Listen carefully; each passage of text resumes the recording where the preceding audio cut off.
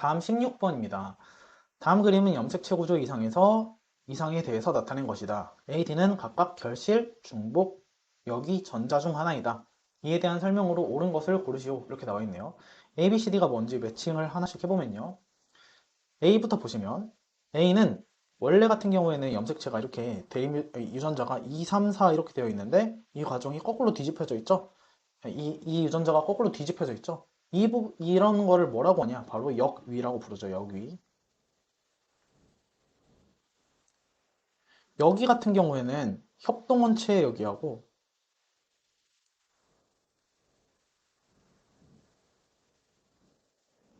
편동원체의 여기로 볼 수 있어요. 나눠서 또 구분할 수 있는데요.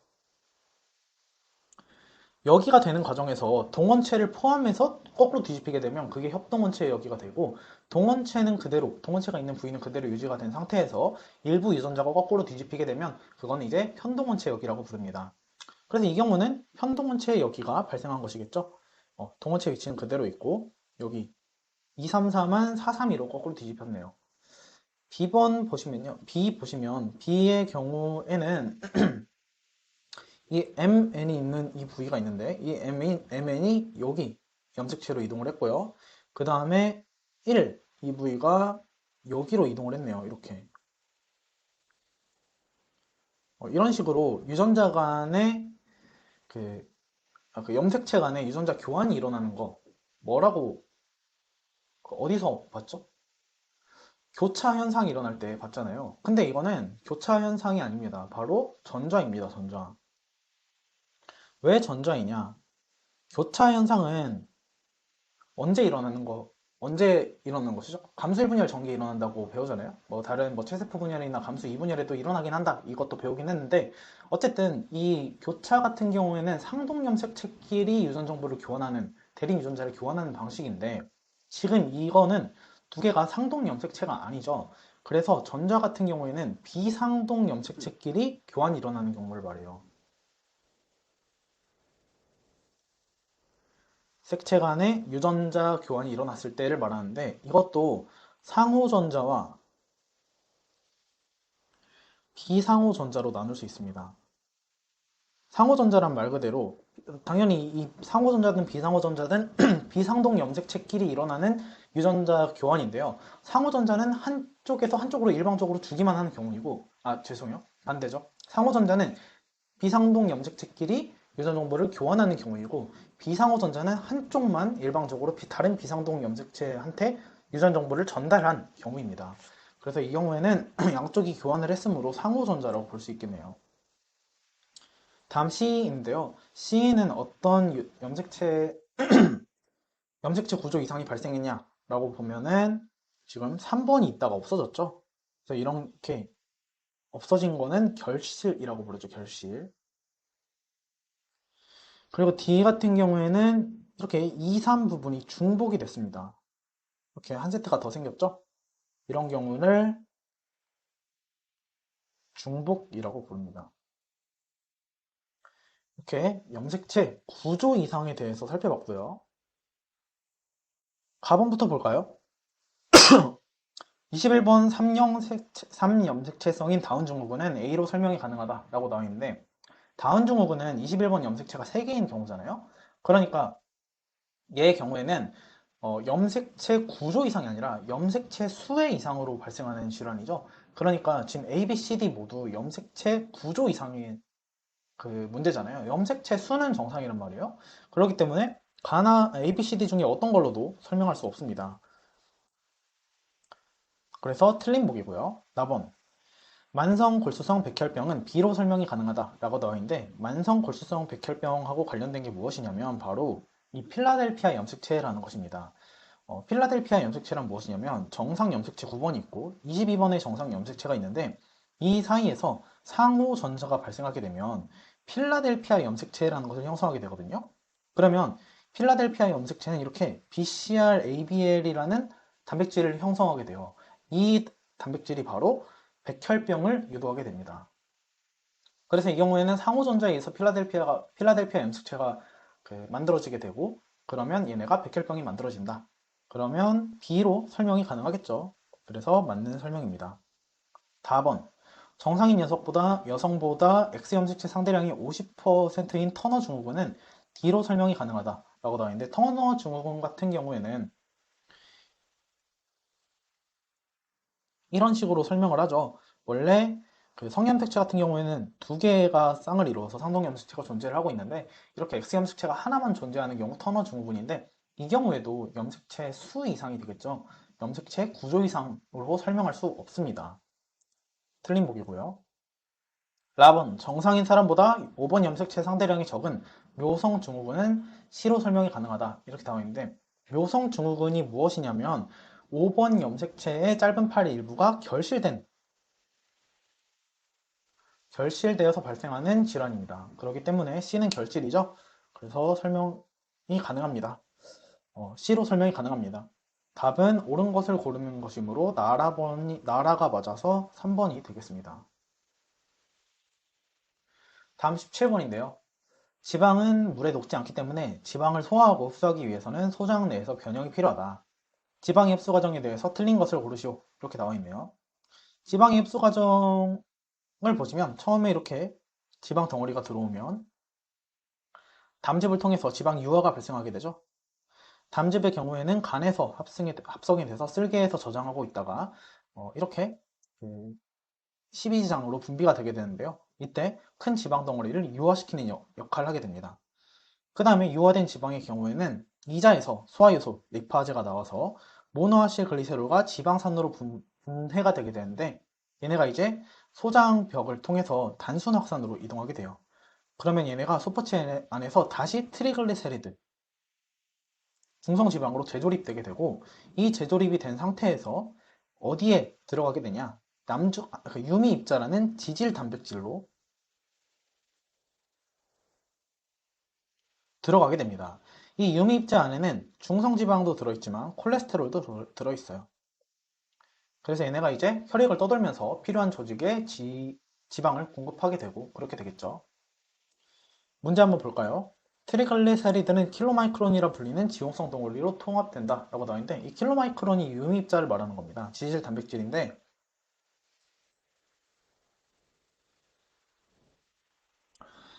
트리글리세리드는 지금 보시는 것처럼 소포체에서 이렇게 합성이 되었다가 다시 지질 단백질인 유미 입자 안으로 통합되게 되겠죠. 그런데 여기서 주의할 점이 하나가 있습니다. 바로 트리글리세리드 같은 경우에는 당연히 지용성인데 킬로마이크론은 지용성이 아니라는 거예요. 킬로마이크론은 수용성입니다. 그래서 틀린 것을 고르시오. 바로 1번이 답이고요. 2번 보기 보시면 소장 상피세포 내로 확산해 들어온 모노글리세리드와 지방산은 다시 지방을 형성한다. 그렇죠. 모노글리세리드와 지방산은 단순 확산으로 소장으로 흡수가 되어서 다시 트리글리세리드로 조립이 되게 됩니다. 맞는 보기고요. 3번 소장의 내광에서 라이페이스는 트리글리세리드를 지방산과 모노글리세리드로 분해하죠.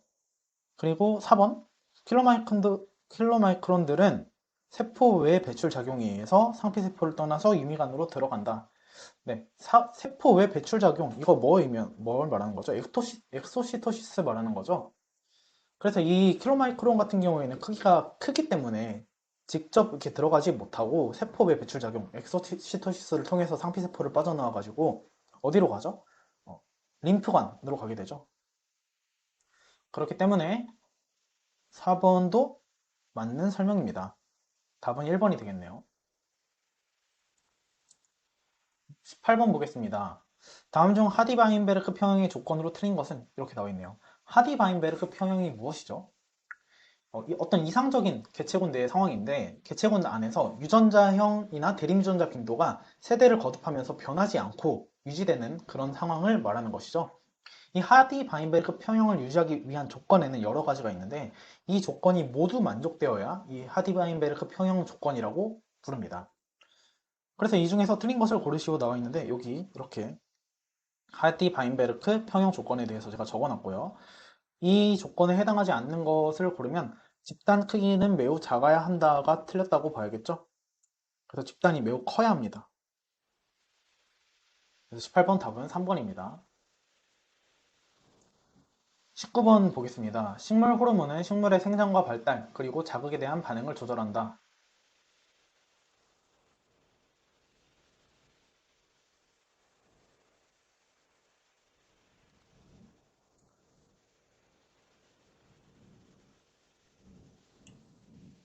보기 1번부터 읽어보면서 한번 확인해 볼까요? 돌연변이 또는 유전자 흐름이 없어야 된다 라고 나와 있는데 하디바인베르크 평형 조건에서 돌연변이가 없어야 합니다. 왜냐하면 새로운 대림 유전자가 생기거나 기존 대림 유전자가 변하면 이 유전자의 빈도가 변하기 때문이고요. 유전자 흐름, 그러니까 이주하는 그런 과정이 없어야 된다는 건데 외부에서 유입되거나 아니면 밖으로 외부로 유출이 되는 개체가 있다면 유전자 빈도가 유지되지 않겠죠. 그래서 하디바인베르크 평형의 조건으로 맞는 것으로 볼 수 있고요. 2번, 무작위 교배만 일어나야 합니다. 그래서 특정 유전자형을 선호하는 현상이 발생이 되면은 유전자형의 빈도가 변화하게 되겠죠. 집단 크기는 매우 작은 게 아니라 커야 된다고 말씀드렸습니다. 집단 크기가 커야 되는 이유는 무엇이냐면 집단 크기가 작으면은 유전적 부동과 같은 무작위적인 사건에 의해서 대림 유전자 빈도가 우연히 변할 가능성이 높아지기 때문입니다. 그래서 틀렸고요. 4번, 자연 선택은 일어나지 않아야 한다. 이것도 맞는 보기죠. 그래서 특정 유전자형을 가진 개체가 다른 유전자형을 가진 개체보다 생존이나 번식에 유리하게 되면 대림 유전자 빈도가 변할 수 있습니다. 다음 19번 보겠습니다. 식물 호르몬은 생물의 생장과 발달, 그리고 자극에 대한 반응을 조절한다. 다음 중 기체 상태의 식물 호르몬으로 식물의 거의 모든 부분에서 합성될 수 있으며 상처나 스트레스, 그리고 과일의 성숙 시 고농도로 합성되는 호르몬을 골라라 라고 나와 있네요. 여기서 힌트가 되는 요소들이 많은데 과일의 성숙, 그리고 기체 상태의 호르몬, 이걸 힌트를 통해서 에틸렌이라고 고를 수 있습니다. 그래서 이 문제에서 제시된 특징들은 에틸렌의 대표적인 특징입니다. 에틸렌은 기체 상태로 존재하는 유일한 호르몬이고요. 우리가 배우는 것 중에. 그리고 거의 모든 부분에서 합성될 수 있습니다. 그리고 에틸렌의 경우에는 성숙한 열매나 스트레스에 대해서 상처를 입게 되면 그때 그 생산이 증가하게 됩니다. 다음 20번입니다. 아래 그래프는 개체군 생장 모델을 나타낸다. 그래프의 K에 대한 설명 중 옳은 것만 고르시오. 고른 것은 이렇게 나와 있는데요. 이 그래프는 시간에 따라서 개체 수가 어떻게 성장하는지에 대한 것인데 두 가지 생장 곡선이 있죠. 그래서 지수적 생장 곡선과 로지스트형 생장 곡선이 있습니다. 지수적으로 생장하는 것은 시간이 지남에 따라서 개체 수가 증가하더라도 밀도에 비의존적으로 계속 성장하는 그런 개형이고요. 실제 생장곡선이라고 나와 있는 이 로지스트형 생장곡선 같은 경우에는 밀도 의존적으로 어떻게 되냐? 개체수가 K에 도달하게 되면 더 이상 성장하지 않고 멈추게 됩니다. 유지되게 됩니다. 그래서 특정 개체수 수준에서 딱 포화되는 그런 양상을 보이고요. 이 K가 의미하는 거는 그래서 무엇이냐? 바로 가번에 나와 있죠. 환경 수용력이라고 말합니다. 맞는 설명이고요. 왜냐면 이 개체수가 K라는 수치 이상으로는 더 증가하지 않는다. 그거에 수렴한다. 이렇게 포화된다. 설명하는 것이므로 K라는 거는 환경 수용력을 나타내는 기호고요. 그리고 나번 보시면 실제 생태계에서는 K는 고정된 값으로 수치화돼서 표현된다. 나와 있는데 이 K 같은 경우에는 이 개체군이 처한 환경, 그러니까 자원이나 서식지, 뭐 질병 이런 요인에 의해서 계속 바뀔 수 있습니다. 그렇기 때문에 고정된 값이라고 보기는 힘들고요. 4번, 특정 환경이 수용할 수 있는 개체군의 최대 크기로 정의될 수 있겠죠? 그래서 이 개체 수가 K가 될 때 포화가 된다라는 의미입니다. 답은 다가 옳기 때문에 2번이 정답이 되게 됐습니다. 다음 21번 문제 보겠습니다. 다음 중 유전자 분석 기술들에 대한 설명으로 틀린 것을 고르시오. 1번 보시면요. 핵산 혼성화법은 DNA 마이크로 어레이 칩의 핵심 기술 중 하나이다. 핵산 혼성화란 무엇이냐면 그냥 간단하게 생각해서 그 핵산끼리 상부적인 염기 서열을 가지게 되면 서로 결합할 수 있잖아요. 그 원리를 이용하는 기술이라고 보시면 되겠습니다. 대표적으로 이 DNA 마이크로 어레이 같은 경우에 얘네 같은 경우에는 이 혼성화되는 원리를 이용해서 유전자의 발현 여부나 발현 양을 발현 수준을 분석할 수 있겠죠. 그래서 1번 맞는 설명이고요. 2번 제자리 혼성화 기술을 사용하여 생명체 내의 특정 세포에서 발현하고 있는 단백질의 양과 위치를 정확히 측정할 수 있다 라고 나와 있는데요. 이 제자리 혼성화 기술 같은 경우에는 세포 내에서 이런 혼성화가 일어나게 하는 기술인데요. 그래서 생명체 내에서 특정 세포에서 발현하고 있는 것을 직접 볼 수 있다. 이런 장점이 있는데 어떤 식으로 하는 거냐? 이 탐침을 뿌려가지고 상보적인 핵산이 존재한다면 그거가 혼성화가 일어나도록 하는 그런 기술입니다. 근데 이런 과정을 세포나 조직에서 직접 바로 일어나게 한다라는 측면이 있는데 이런 경우에는 탐침을 뿌리게 되면 유전자에 상부적인 게 있다라고 한다면 그것을 알 수 있는 게 되겠죠. 그런데 제자리 혼성화 기술 같은 경우에는 mRNA의 발현이 취하고 상대적인 양을 확인하는 데 사용되는 것이지 단백질의 양과 위치를 직접 측정할 수는 없습니다. 그래서 틀린 것은 2번이고요. 3번 역전사 요소를 사용하여 세포 내에서 발현하고 있는 유전자의 mRNA 정보를 cDNA 형태로 변환할 수 있다. 그렇죠. 역전사 요소 같은 경우에는 RNA를 주형으로 해서 상부적인 cDNA를 합성하는 요소이기 때문에 이렇게 만들어진 cDNA를 만들 수 있고요. 이런 애가 바로 뭐 유전자 분석이나 클로닝 이런 거에 활용될 수 있겠죠. 그래서 RT-PCR 같은 경우에도 역전사 요소를 이용해서 RNA 발현량을 mRNA 발현량을 간접적으로 비교할 수 있습니다. 4번 DNA 클로닝 기술을 통해 관심 있는 유전자 DNA 절편을 제한 요소로 잘라서 플라스미드에 보관할 수 있다.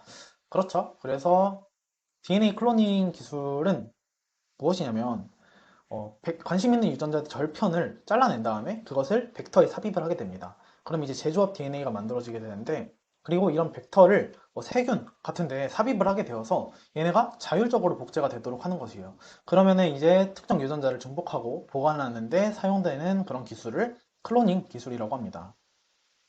맞는 설명이고요. 답은 2번이 되겠습니다. 22번 문제입니다. 다음 중 동물의 감각 수용에 대한 설명으로 옳은 것만을 보기 위해서 고른 것은 이렇게 나와 있는데요. 가본부터 보겠습니다. 귀에 소리 자극이 없을 때는 털세포의 막전이가 활성화되지 않아 털세포와 시냅스로 연결된 감각세포의 활동전이가 발생하지 않게 된다. 이렇게 나와 있는데 결론적으로 말씀드리면 털세포, 유모세포의 경우에는 소리 자극이 없어도 자체적으로 일정 수준의 활동 전이가 만들어지게 됩니다. 그래서 소리 자극이 들어오게 되면은 막전이가 변화하게 되겠죠. 탈분국 혹은 가분국 하게 되는데 이 신경 전달 물질의 방출량이 변하게 되는데 그것에 따라서 활동 전이 빈도가 조절이 될 뿐이지 이 자극이 없더라도 일정 수준의 활동 전이가 계속 꾸준하게 발생되고 있습니다. 틀렸고요. 4번 감각 변화는 물리적 혹은 화학적 자극이 감각 수용기 막전이로 변환되는 과정이다. 그렇죠. 물리적인 자극, 뭐 압력이나 소리나 빛 이런 게 있고요. 화학적인 자극은 맛이나 냄새 이런 것이 있는데 이게 바로 감각 수용기 막전이로 전달이 되게 됩니다. 그걸 감각 변환이라고 부릅니다. 수용기 전이 크기는 자극의 강도가 커짐에 따라 증가하는데 수용기가 감각신경세포라면 큰 수용기 전이는 더욱 빈번한 활동 전이를 생성한다 라고 나와 있습니다. 그래서 수용기 전이하고 활동 전이를 구분해서 생각하면 좋을 것 같은데 수용기 전이는 자극의 강도에 비례해 가지고 크기가 점점 커질 수 있고 활동 전이 같은 경우에는 수용기 전이가 크다고 해도 활동 전이의 크기가 커지진 않습니다. 다만 여기 나와 있는 것처럼 활동 전이의 빈도가 증가하게 됩니다. 큰 수용기 전이는 활동 전이의 빈도를 증가시키게 됩니다. 활동 전이 크기가 아니에요. 그래서 활동 전이의 크기가 증가하는 것이 아니라 수용기 전이가 크다고 활동 전이의 빈도가 증가하게 됩니다. 맞는 설명이고요. 라번, 빛이 눈에 들어오면 망막 간상세포는 로놉신 단백질의 활성화를 통해 과분극된다. 시냅스에서 글루타민산 방출이 촉진된다. 이렇게 나와 있는데요. 한번 보겠습니다. 이렇게 망막에는 간상세포와 원추세포 두 가지 유형의 세포가 있고요. 그 중에서 간상세포에 대해서 나와 있네요. 간상세포와 원추세포를 일단 구분해서 설명을 하면 간상세포의 경우에는 옵신과 레티날이 공유 결합하고 있는 상태이고 그것을 바로 로놉신이라고 합니다. 그리고 원추세포는 포톱신하고 레티날이 결합하고 있는 상태인데 그것을 요놉신이라고 하고요. 여기 그림에 나와 있는 것처럼 간상세포에서 로놉신이 있는 그림이 여기 있죠? 그래서 평소에는 로놉신에 레티날이 공유결합하고 있는데 시스레티날 형태로 있습니다. 그러다가 이렇게 빛 신호가 들어오게 되면요, 시스레티날이 트랜스레티날로 바뀌게 돼요. 그러면 이제 이 로놉신이 이동을 하게 돼서 G단백질의 신호를 전달하게 되는데, 이 G단백질에서 알파소단위체가 활성화되어서 GTP로 치환이 되게 되고요. GDP에서 GTP로 치환이 되게 되고, 이 GTP로 치환된 알파소단위체가 포스포다이에스터레이스를 활성화시키게 됩니다. 이 포스포다이에스터레이스가 활성이 되면 어떻게 되냐면 사이클릭 GMP를 GMP로 바꾸게 돼요. 근데 이 사이클릭 GMP 같은 경우에는 여기 나트륨하고 칼슘이 들어오는 통로가 있죠? 이 통로를 리간드 개폐성으로 활성화시키고 있는 역할을 하고 있는 애거든요. 그러니까 결과적으로 빛 신호가 들어오게 되면 사이클릭 GMP가 점점 줄어들게 되니까 여기 통로가 막히게 되는 것입니다. 근데 여기 통로가 막히게 되면 어떻게 되냐면 과분극이 유도가 되게 돼요. 그럼 과분극이 유도가 되면 어떻게 되냐? 바로 신경 전달 물질인 글루탐산의 분비량이 감소하게 됩니다. 그래서 저는 뭐 이런 식으로 암기법을 제안 드린데요. 시스레티날에서 트랜스레티날로 전환이 되게 되면 포스포다이에스트레이스가 나와서 사이클릭 GMP를 GMP로 바꾸게 됩니다. 그러면 나트륨, 칼륨의 통로가 닫히게 되고 과분극이 일어나게 돼서 글루탐산 분비량이 감소하게 됩니다. 그래서 이렇게 특수 감각과 주요 G단백질을 표로 정리해 볼 수 있는데요.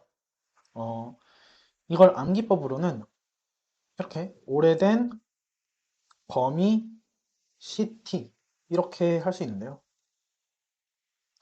그래서 오래된 거미 CT 이렇게 해보면 그 후각에 관여하는 G 올프의 경우에는 GS와 S에 속하는 G단백질의 기능을 수행한다고 볼 수 있고, 미각에 관여하는 G 거스트두신 같은 경우에는 GQ의 기전을 보인다고 볼 수 있습니다.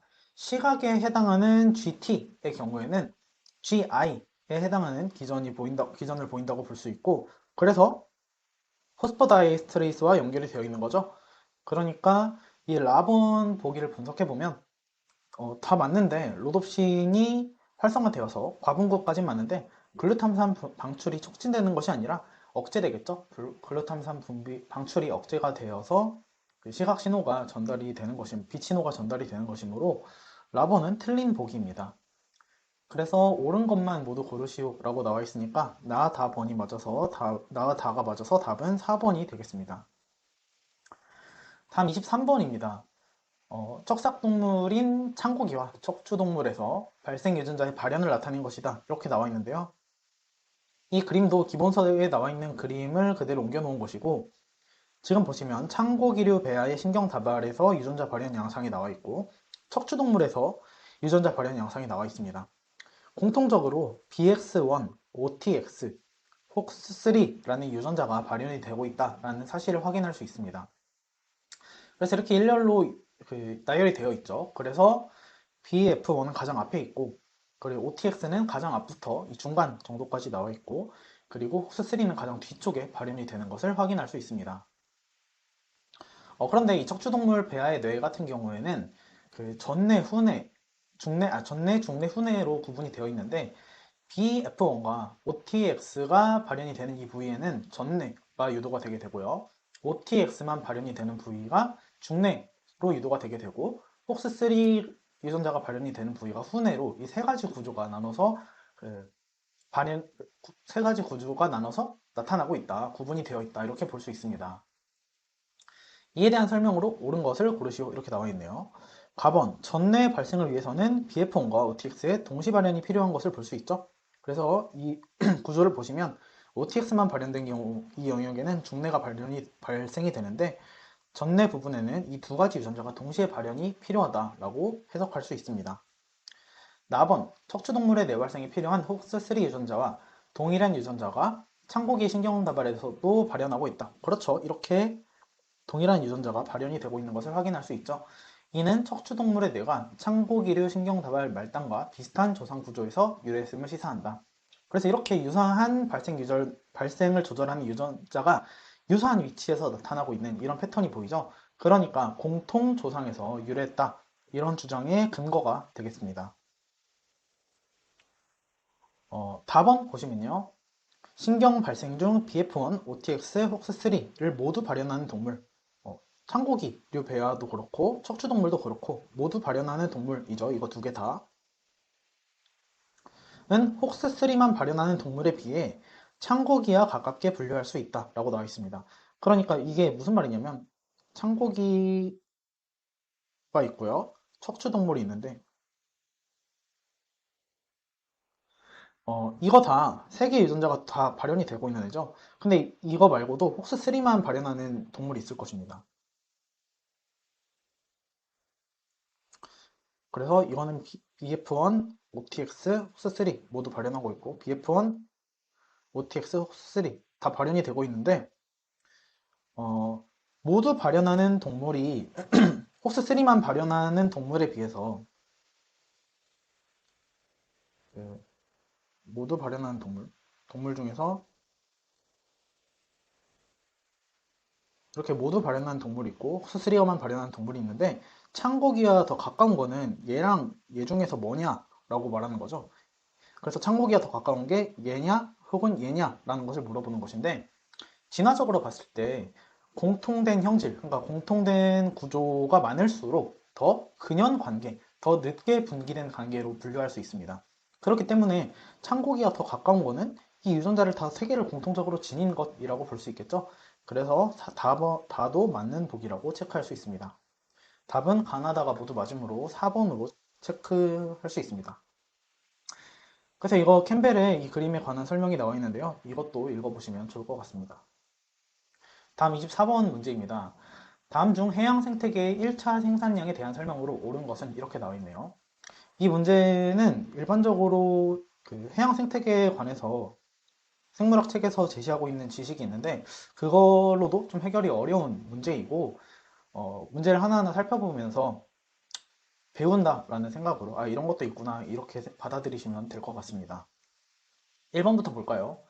해양은 빛에너지 제한 때문에 해수 표면 근처의 1차 생산량에 전적으로 의존한다. 이렇게 나와 있네요. 해양 같은 경우에는 빛에너지가 수심에 따라서 급격히 감소하겠죠? 왜냐하면 빛에너지가 투과할 수 있는 그 깊이가 있을 거 아니에요? 그러니까 1차 생산량이 주로 햇빛이 도달 가능한 표층에 집중될 것입니다. 그런데 여기서 한 가지 염두해야 될 거는 전적으로 의존한다라는 표현에 조심해야 돼요. 그래서 일단은 세모로 표시를 해둘 건데 전적으로 의존한다라는 표현은 좀 위험할 수 있는데 그 모호한 이유는 무엇이냐면 1차 생산을 하기 위해서 여러 가지 요인이 있기 때문이에요.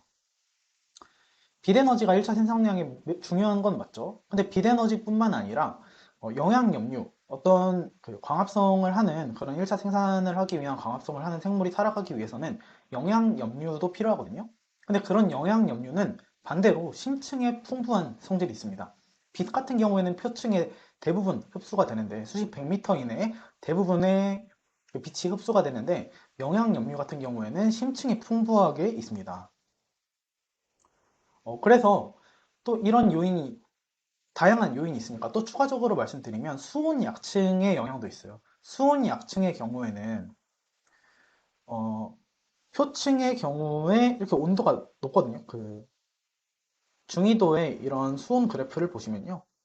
대표적으로 그 온도에 따른 해수의 층이 나눠져 있는 것이 잘 보이는데 일단 표층의 경우에는 온도가 높습니다. 그리고 일정하게 유지가 되는데 이 이유는 무엇이냐면 빛이 대부분 태양 에너지가 표층에 집중돼서 오는데 이 중에서도 이 혼합층의 경우에는 이걸 혼합층이라고 부르거든요.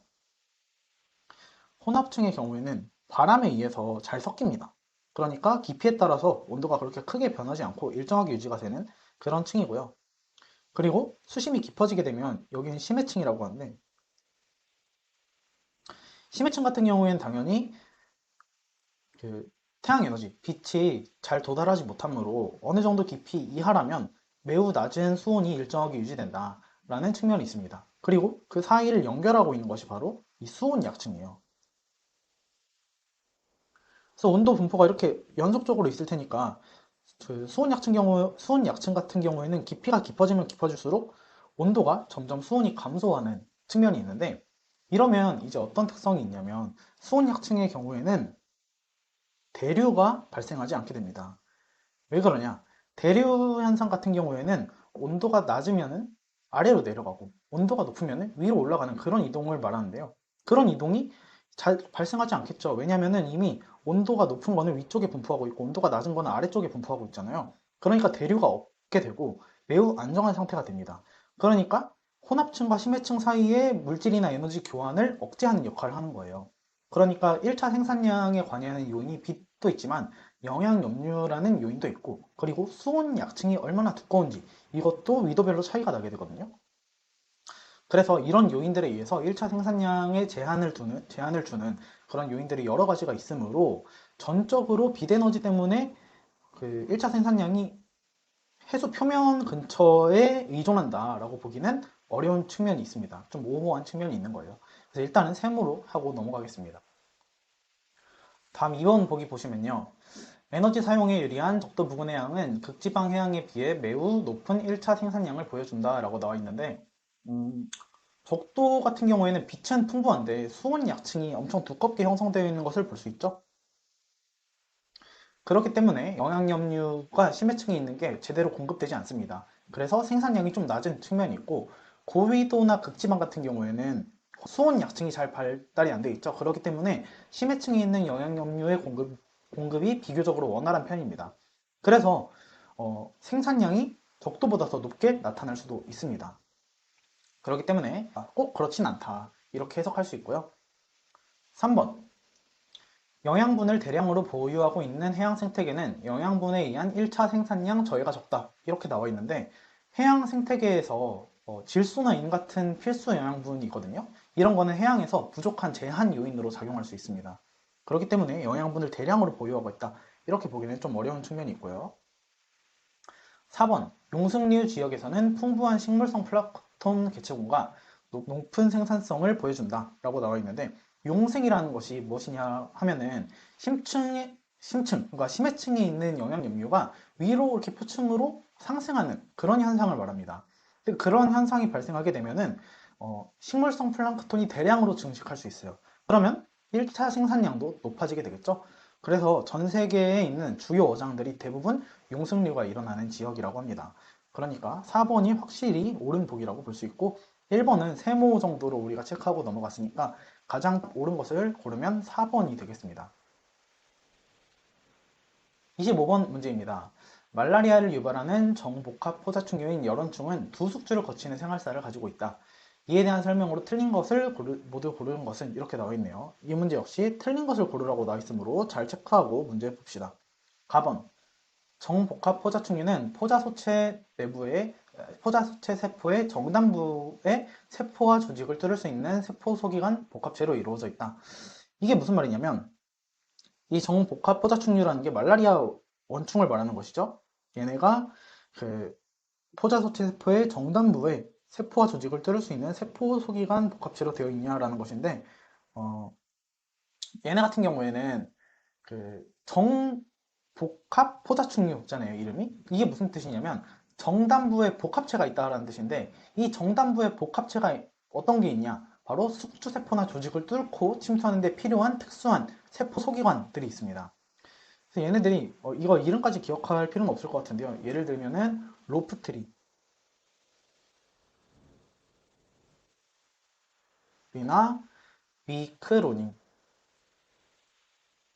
미크로닌 이런 게 있다고 해요. 그래가지고 정단부에 복합체가 있는데 여기 안에 숙주세포나 조직을 뚫고 침투하는 데 필요한 소기관이 있다라고 합니다. 그래서 맞는 설명이고요. 자, 다음 4번 보겠습니다. 말라리아 포자소체는 인간의 간세포에서 분열소체가 되고 이는 적혈구를 뚫고 들어가 유성생식으로 분열하냐 이렇게 나와 있는데요. 포자소체가 있는데 먼저 간세포에서 분열소체가 된다. 그 다음에 적혈구에서 유성생식으로 분열하냐 이렇게 물어본 거죠. 그러면 이 말라리아 원충의 단계를 보겠습니다. 분열하는 단계를 보시면 처음에 모기한테 물리면 포자소체 형태로 존재하게 되거든요. 그 다음에 혈액을 통해서 이 포자소체가 간으로 이동하게 됩니다. 간 세포 내에서 이 포자소체가 분열소체가 돼요. 근데 어떻게 된다? 유성생식이 아니라 무성생식을 통해서 분열소체로 됩니다. 그렇게 되고요. 분열 소체가 되게 되면 여기서 간에서 분열 소체가 나오게 되는데 적혈구에 감염이 되게 돼요. 이 상태 역시 분열 소체입니다. 분열 소체가 다시 적혈구 안에서 무성생식으로 증식이 됩니다.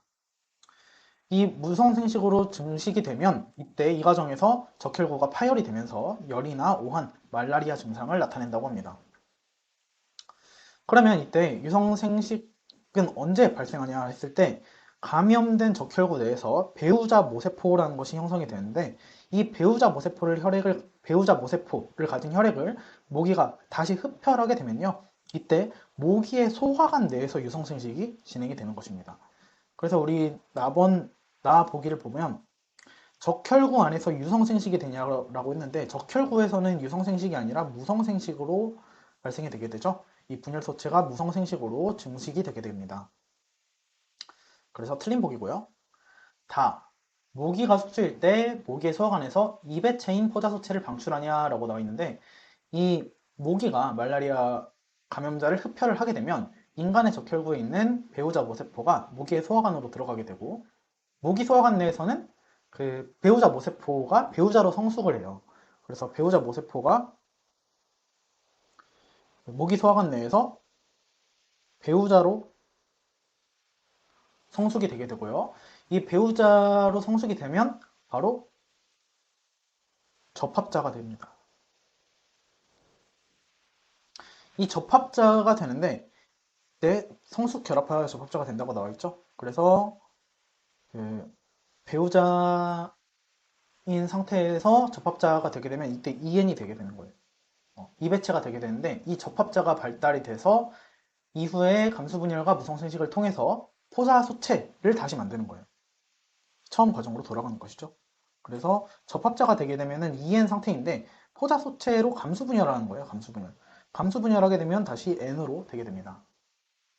이 과정을 보게 되면 모기가 숙주일 때 모기의 소화관에서 2배체인 포자소체를 방출한다 라고 나와 있는데 그게 아니라 포자소체는 N이죠. 단배체이고 그 N이고요. 2배체는 모기의 소화관 내에서 성숙하는 것은 맞는데 접합자 형태이다. 그리고 그 얘네가 나중에 감수분열을 해서 포자소체로 된다. 이렇게 생각하시면 되겠습니다. 그래서 답은 틀린 설명입니다. 그래서 보기에서는 틀린 것만 모두 고르시오 이렇게 나와 있죠?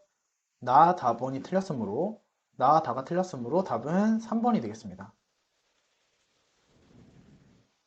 26번 문제 보겠습니다. 26번 문제도 자료하고 실험을 통해서 좀 긴 호흡의 문제를 해석해야 되는 그런 문제인데요.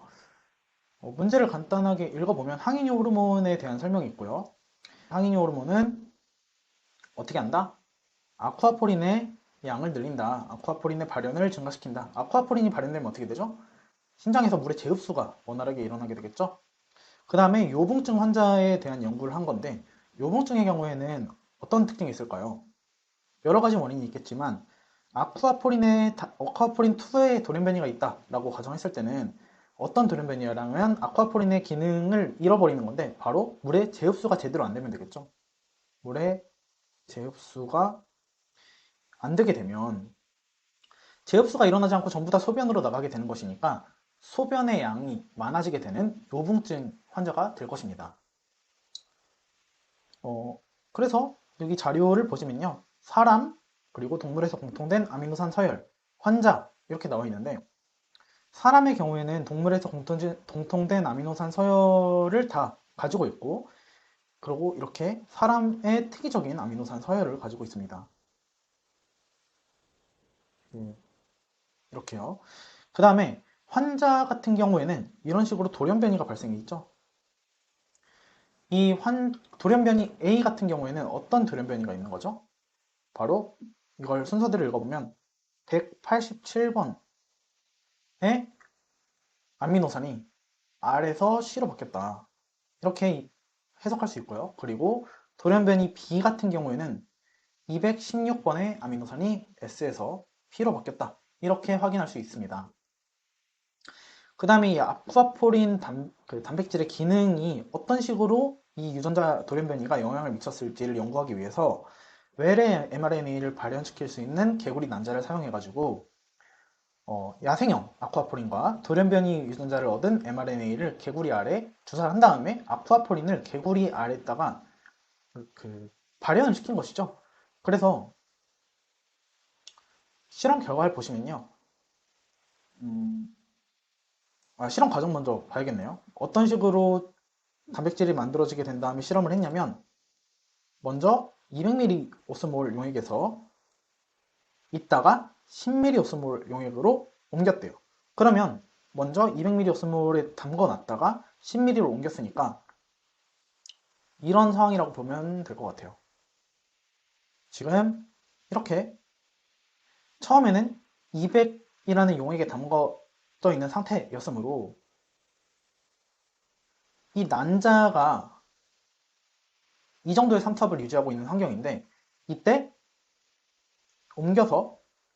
환경을 옮겨서 외부를 10ml 오스몰로 이동시켰다. 외부 환경을. 이 상태입니다. 이 환경은 무슨 환경이죠? 바로 저장액이죠. 저장액.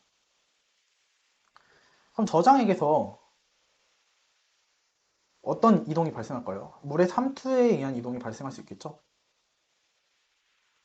그래서 기본적으로 이렇게 물의 이동이 삼투에 의해서 이렇게 발생할 것입니다.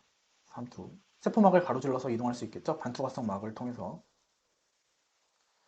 또 하나, 예를 들어서 아쿠아포린이 여기 발현이 되어 있다 라고 한다면 물의 재흡수가 원활하게 일어나가지고 이 아쿠아포린을 통해서도 일어날 수 있을 것입니다. 아쿠아포린을 통한 이동 방식은 뭐라고 볼 수 있죠? 촉진 확산이겠죠.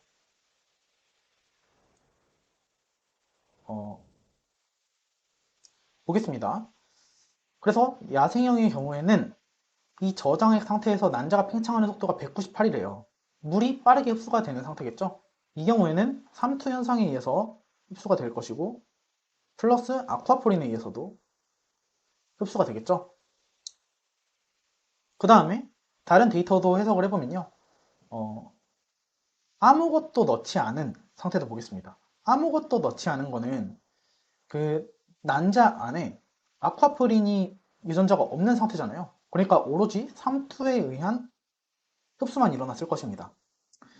그럼 이렇게 확실히 아쿠아포린이 물의 흡수에 큰 영향을 끼친다는 것을 확인할 수 있습니다. 그리고 이 B의 경우를 먼저 보시면 야생형하고 거의 비슷한 팽창 속도를 보이는 걸로 알 수 있어요. 그래서 아쿠아포린의 물의 흡수 기능이 제대로 되고 있는 것을 확인할 수 있습니다. 아쿠아포린이 발현되면 이 물의 흡수 기능이 제대로 발현이 된다. 그 다음에 여기도 삼투도 제대로 일어나겠죠. 근데 이 돌연변이 A 같은 경우에는 삼투만 일어나고 아쿠아포린이 제대로 물의 흡수 기능을 제대로 하지 않는 것입니다. 그러니까 난자의 팽창 속도가 확연히 야생형에 비해서 떨어지게 된 것으로 해석할 수 있습니다. 이렇게 해석을 해보고요. 그러면 돌연변이 A나 B나 전부 다 요붕증 환자인데 A의 경우에는 이 실험 결과를 통해서 확실히 이 아쿠아포린이 물을 흡수하는 기능이 상실되었다라고 해석할 수 있습니다. 왜 그렇죠? 이 아래 실험 결과 때문에 그렇죠. 난자의 팽창 속도가 확연히 떨어지기 때문입니다. 그래서 아쿠아포린이 흡수가 제대로 안 되는 돌연변이가 나타난 것입니다. 근데 B도 요붕증이잖아요? 그러니까 어떤 이상이 있긴 한 겁니다. 이 아미노산 서열의 이상이 생겨가지고 그것이 물의 재흡수가 제대로 안 되게 되는 어떤 현상이 발생하게 된 것인데 일단 아쿠아포린의 물의 흡수 기능 자체는 정상이라는 거예요. 왜냐면 야생형과 비슷한 양상의 난자 팽창 속도를 보였기 때문이죠. 그래서 이 정도 한번 생각해보고 보겠습니다. 돌연변이 A에 세포 외부에서 물을 흡수하는 기능이 상실되었다. 그렇죠. 돌연변이 A의 경우에는 난자의 팽창 속도가 확연히 떨어진 것이 확인되었으므로 아쿠아포린의 물의 흡수의 기능이 상실되었다라고 볼 수 있습니다. 아쿠아포린2의 216번 아미노산은 물 흡수 이외의 기능에 영향을 줄 것이다. 이것도 맞다고 생각할 수 있습니다. 216번의 경우에는 돌연변이 B에 해당하는 것이죠. 근데 돌연변이 B의 경우에는 정상적인 팽창 속도를 야생형하고 똑같은 팽창 속도를 보이잖아요. 그러니까 물에 흡수하는 기능 자체는 잘 되는 건데 다른 기능에 영향이 있다. 이렇게 생각해 볼 수 있을 것입니다. 그래서 이것도 맞는 거고요. 다 보겠습니다. 아쿠아포린2의 돌연변이만으로는 유붕증이 발생할 수 없다. 이렇게 나와 있죠. 돌연변이 A, B 둘 다 보시면 아쿠아포린의 아미노산 서열의 이상만으로 유붕증이 발생을 했잖아요. 그렇기 때문에 아쿠아포린2의 돌연변이만으로 유붕증이 발생할 수 없다는 틀린 설명이죠. 유붕증이 발생한 것을 확인할 수 있습니다. 그래서 답은 가나 2번이 답입니다. 참고로 돌연변이 B 같은 경우에는 아쿠아포린 단백질의 돌연변이가 일어났긴 한데 물의 흡수 기능에 이상이 생긴 건 아니잖아요. 그러면 무엇 때문에 유붕증이 발생한 걸까요? 여러 가지 원인이 있겠지만 한 가지 경우의 수를 생각해 보면 돌연변이 B는 이 아쿠아포린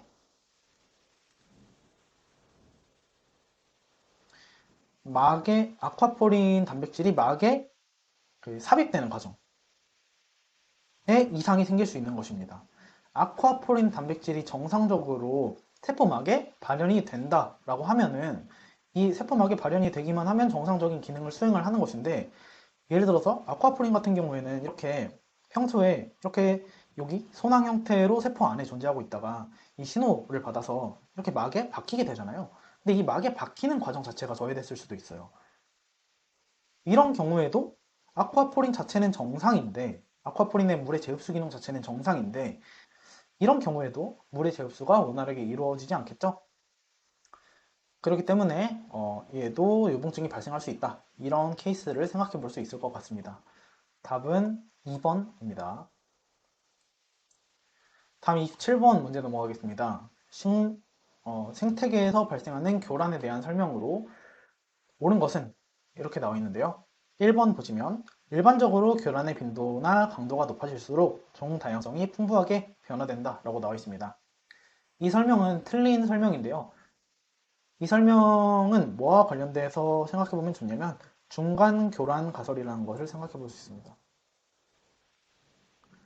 중간 교란 가설이란 무엇이냐면 교란의 빈도나 강도가 중간 수준일 때 종 다양성이 가장 높아진다라는 겁니다. 교란이 너무 적어도 종 다양성이 작고 교란이 너무 많아도 종 다양성이 적어지는데 적당한 교란이 있을 때는 종 다양성이 가장 높아집니다. 왜 그러냐면 교란이 너무 없으면은 소수의 경쟁 우점종이 다른 종들을 배제할 수 있고요. 그리고 교란이 너무 많으면 많은 종이 당연히 그냥 생존하기가 어려워지겠죠. 그래서 중간 정도의 교란 수준일 때 종 다양성이 가장 높아진다는 이론이 중간 교란 가설이고, 그 가설에 따라서 1번 보기는 틀렸다고 볼 수 있습니다.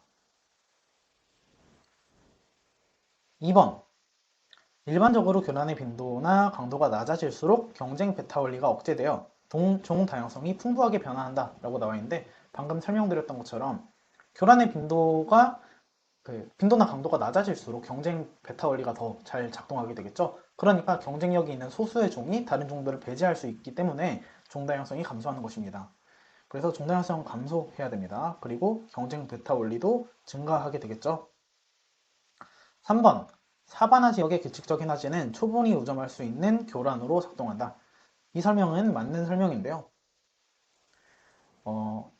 사바나 지역에 이런 화재가 규칙적으로 발생하게 되면 큰 나무들의 성장이 잘 안 되게 되겠죠. 큰 나무들 같은 경우에는 긴 시간 동안 성장하는 데 있어서 긴 시간이 필요한데 규칙적으로 화재가 발생해버리면 그 긴 시간이 확보되지 못하잖아요. 그러니까 화재에 강하거나 빠르게 회복할 수 있는 초본 식물들이 더 우점하게 되는 것입니다. 그래서 3번이 답이고요. 4번 교란은 생태적 천위가 진행되는 것을 억제한다 라고 나와 있는데, 교란이 일어나게 되면 이 생태적 천위를 억제하는 것이 아니라 초기화시키거나 오히려 천위를 새로 유발할 수 있습니다. 그래서 어떤 큰 교란이 발생하게 되면 기존에 있던 군집이 파괴되고 새로운 종들이 정착하게 되면서 천위 과정이 새로 시작되게 됩니다. 그래서 답은 3번이 됩니다. 28번 문제입니다. 다음 중 식물의 세포 분열과 세포 팽창에 대한 설명으로 틀린 것을 고르라고 나와 있네요. 1번 보기 보시면 전기 전 미세소관 소옥은 세포 분열 과정에서 세포판이 형성될 장소를 예고한다 라고 나와 있습니다. 이 전기 전 미세소관 속은 식물 세포에만 나타나는 특징인데요. 이 세포 분열 전기 전이잖아요. 그러니까 전기 전에 세포의 미세소관이 이렇게 배열이 형성이 되는 것입니다. 미리 전기 이전에. 그렇게 되면 어떤 역할을 하는 것이냐. 이 미세소관이 이렇게 배열이 되면 얘가 세포판이 형성될 자리를 미리 지정해주는 역할을 합니다. 그래서 1번 맞는 설명이고요. 2번 모든 식물세포는 유사분열기에 균등 분열을 보여준다 라고 나와 있는데 이건 틀린 설명입니다. 일단 모든이라고 나와 있으니까 의심을 해봐야 되는데 왜 틀렸냐면 식물세포의 경우에는 불균등 분열이라는 것도 있어요. 불균등 분열이란 무엇이냐면 세포질이나 그 내용물 같은 게 서로 똑같이 나눠지지 않는 그런 딸세포 두 개를 만들어지는 건데 예를 들어서 이 모세포라는 게 있거든요. 이 마더셀 같은 경우에는 이렇게 비대칭적인 불균등 분열을 하는데요. 그래서 서로 종류가 다른 딸세포를 만들게 됩니다. 그래서 뭐 하나는 나중에 공변세포가 되고 다른 하나는 옆에 있는 일반 표피세포가 된다라고 합니다. 그래서 틀린 설명입니다. 답은 2번이고요. 3번 식물세포의 세포 팽창은 대부분 물의 흡수를 통해 이루어진다. 네, 맞는 설명입니다. 식물세포의 세포 팽창 같은 경우에는 삼투압에 의해서 물의 흡수를 통해서 이루어지게 됩니다.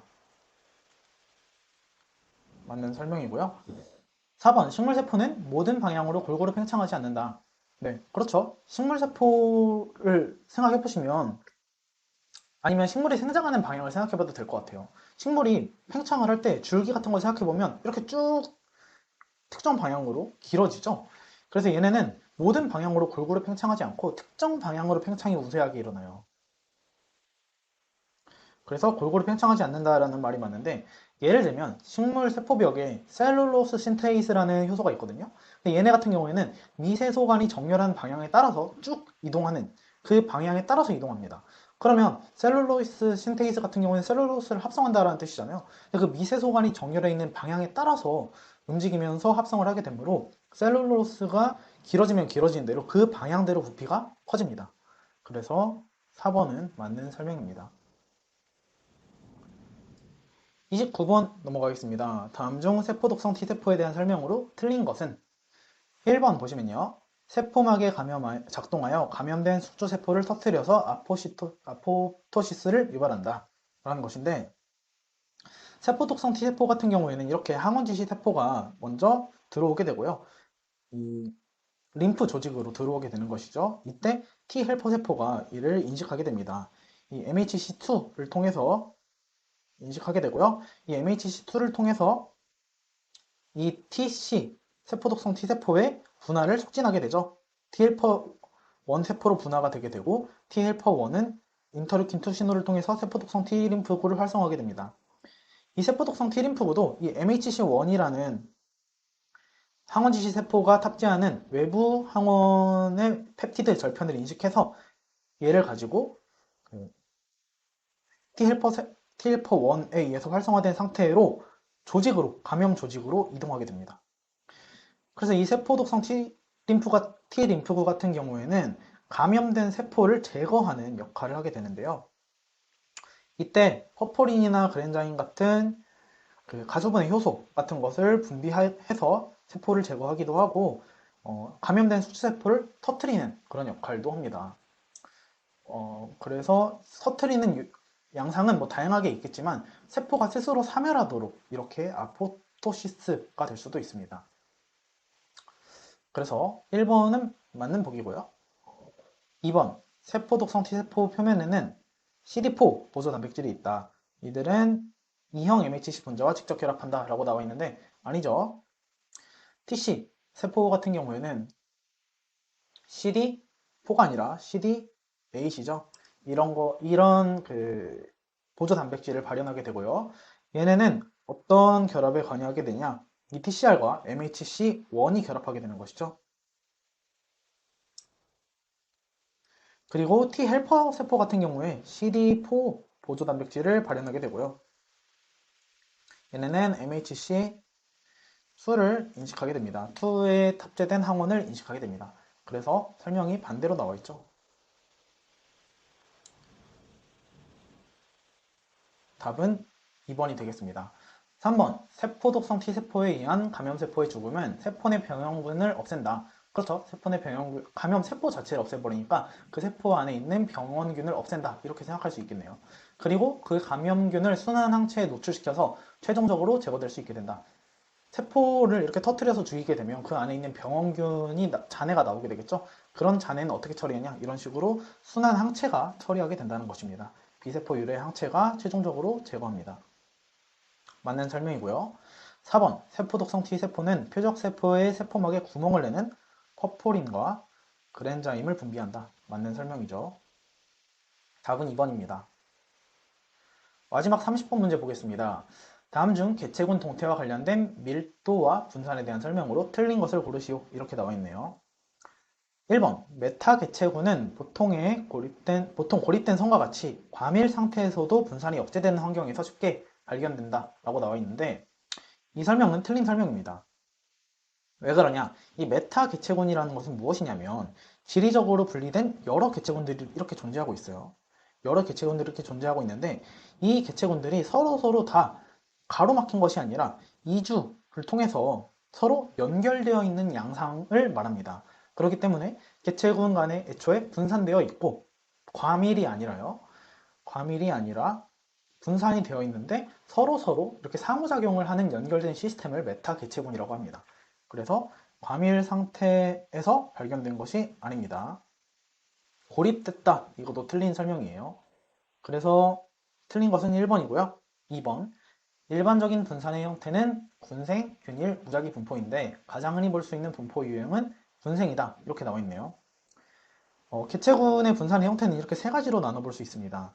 분산을 하고 있는 형태가 그냥 랜덤하게 이렇게 무작위로 분포하는 경우가 있고요. 얘네가 일정한 간격을 두고 균일하게 분포하는 경우도 있고요. 그리고 특정 지역에서 이렇게 밀집되어서 살아가고 있는 밀집형 분포인 군생 분포가 있습니다. 이 중에서 가장 흔히 볼 수 있는 패턴은 무엇일까요?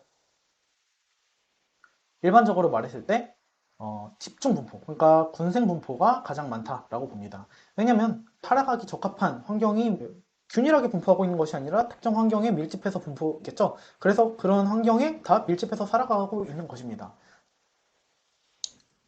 그래서 2번도 맞는 설명이에요. 집중 분포가 가장 흔하게 나타나는 분포의 형태입니다. 3번, 일반적으로 피식자와 포식자의 밀도는 주기성을 나타낸다. 그렇죠. 피식자가 증가하면 피식자가 증가하게 되면 그거에 이어서 그 다음 스텝에 포식자는 자기의 먹이가 많아지니까 증가하게 되고요. 그럼 그 포식자가 많아지게 되면 많이 먹히니까 피식자는 다시 감소하게 됩니다. 그러면 먹이가 또 없으니까 포식자의 수는 다시 감소하게 되고요. 굶어서 죽게 된다는 거죠. 그러면 다시 포식자가 없게 되니까 피식자가 증가하는 이런 주기성에 나타나게 돼요. 그래서 생태계에서 이런 주기적인 변동을 보이는 전형적인 예시가 바로 피식자와 포식자의 관계이다. 이렇게 보시면 될 것 같고요. 네, 4번 보시면요. 전염병 전파는 대부분 숙주 밀도에 의존적이다. 이렇게 나와 있죠. 네, 당연히 숙주의 밀도가 높을수록 병원체가 숙주 간에 접촉할 기회가 많아지게 되죠. 그래서 질병의 전파 속도와 범위가 증가하게 됩니다. 그래서 이거와 관련돼서 SIR 모델이라는 것이 있는데요. 이 SIR 모델이 그 인구 내에서 전염병 확산을 연구하는 데 사용하는 수학적인 모델입니다. 그리고 또 감염병 관련돼서 R0라는 그 기초 감염 재생산 지수라는 것이 있거든요. 이것도 이제 면접 대비하시게 되면 구체적으로 더 공부하시면 됩니다. 답은 1번입니다. 여기까지 2025학년도 중앙대학교 편입학 생물 문제 풀어봤습니다. 수고하셨습니다.